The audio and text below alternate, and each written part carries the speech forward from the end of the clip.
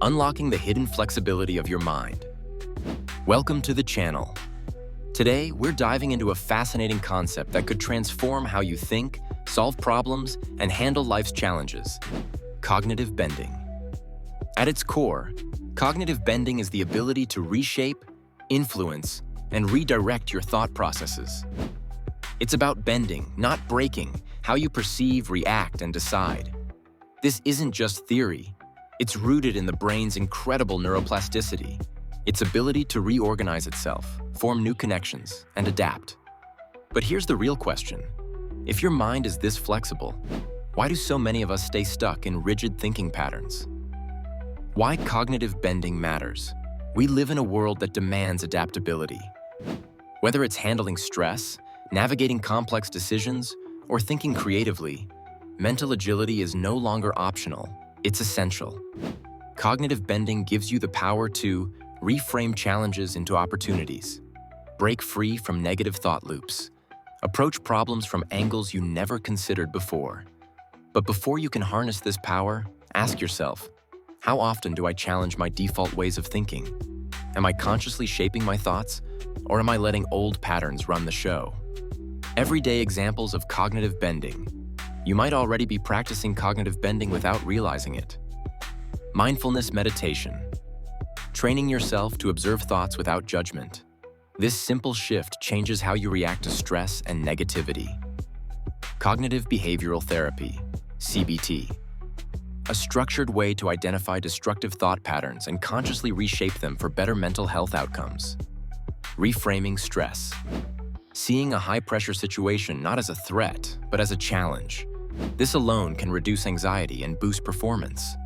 Ask yourself, when was the last time I intentionally reinterpreted a negative experience?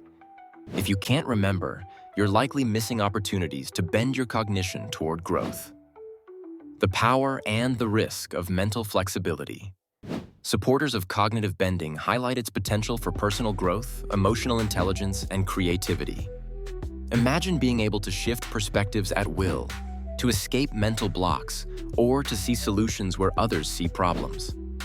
But here's a critical consideration. Can too much mental flexibility become a weakness? Critics warn about cognitive overload and the danger of bending thoughts so much that you lose clarity or consistency in your beliefs. There's also the ethical side. When does cognitive bending cross into manipulation, especially in areas like advertising or politics? It's important to ask, am I bending my thoughts intentionally, or are external forces bending them for me? Harnessing cognitive bending for personal growth. So how do you use cognitive bending without falling into these traps? Develop awareness. You can't reshape what you're not aware of. Practices like journaling or mindfulness help you catch automatic thoughts before they solidify. Challenge cognitive biases. We all have mental shortcuts, but they often limit us. Next time you think, this is just how I am, or this always happens, pause and ask, is that really true, or is it a pattern I can bend? Practice mental reframing daily. Take small moments, traffic jams, disagreements, setbacks, and deliberately reinterpret them. Over time, this rewires how you respond to life. Balance flexibility with core values. Flexibility doesn't mean losing yourself. Know what beliefs anchor you, so your mental agility enhances your life without causing internal conflict. The ethical edge of cognitive bending. We can't ignore that cognitive bending is also used on us through marketing, media, and social influence. Neuromarketing, for example, uses subconscious triggers to guide decisions without our full awareness. This raises a vital question for all of us. How do I protect my mind from being bent in ways I don't consent to? The answer lies in critical thinking and maintaining conscious control over your cognitive processes. Conclusion.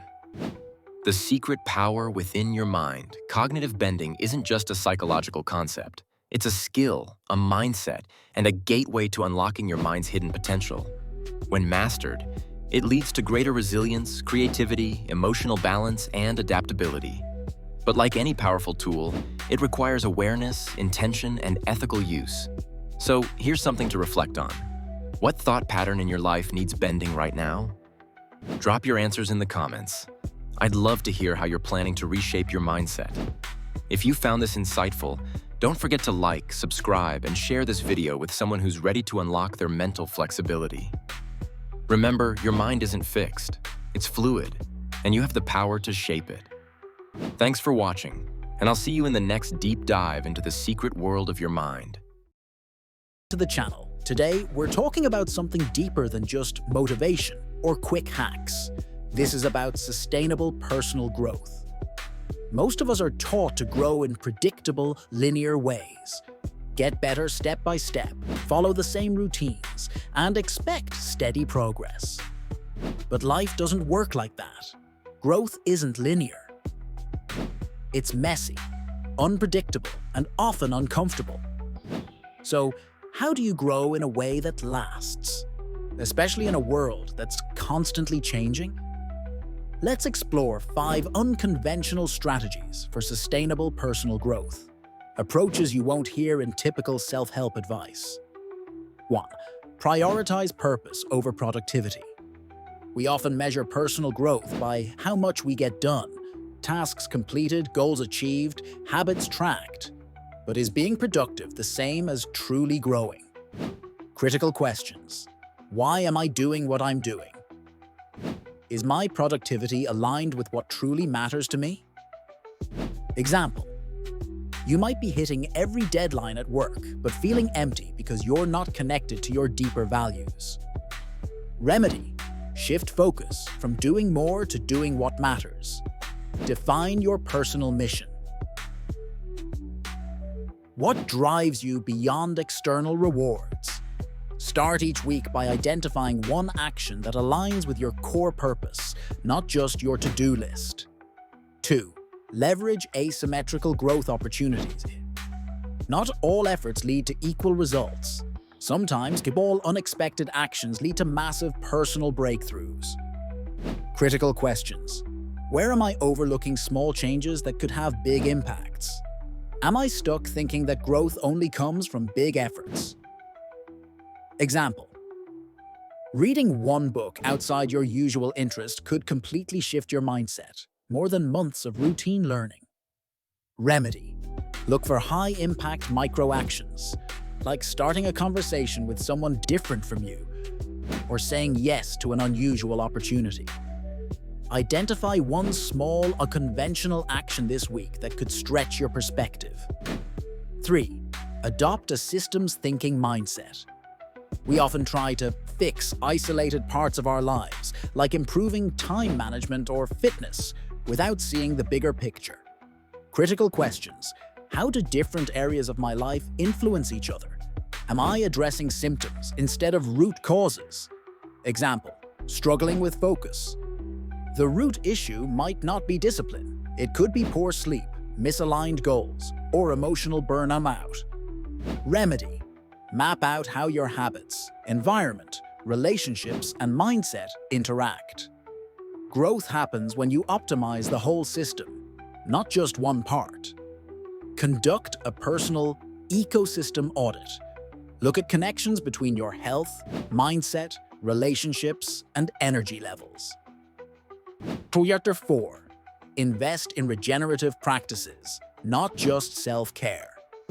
Self-care is often marketed as bubble baths and days off, but true sustainable growth comes from practices that restore and enhance your capacity over time. Critical questions. Am I just coping, or am I actively renewing myself? What practices leave me better than before, not just temporarily relieved? Example. Mindlessly scrolling social media might feel like rest, but it drains you. On the other hand, mindful walks, journaling, or deep conversations regenerate your mental and emotional energy. Remedy. Build routines that nourish you, physically, mentally, emotionally, and spiritually. Schedule weekly activities that give back to your energy and creativity, not just buffer stress. Embrace continuous learning and unlearning. We often chase new knowledge, but unlearning outdated beliefs is just as important for personal growth. Critical questions. What assumptions are holding me back? What beliefs did I outgrow but still cling to? Example: believing I'm just not a creative person can block you from exploring passions or problem solving in new ways. Remedy: challenge your mental scripts. Regularly ask yourself, is this still true for me? Surround yourself with ideas and people that challenge your worldview. Once a month, pick one belief or habit to question, and be open to replacing it. Conclusion: personal growth isn't about chasing perfection or constant achievement. It's about evolving in ways that are aligned, sustainable, and meaningful. By thinking differently, prioritizing purpose, spotting hidden opportunities, seeing the bigger picture, regenerating yourself, and being willing to unlearn, you create growth that lasts a lifetime. If this resonated with you, hit that like button, subscribe, and share in the comments. What's one unconventional growth strategy you're excited to try? Remember, it's not about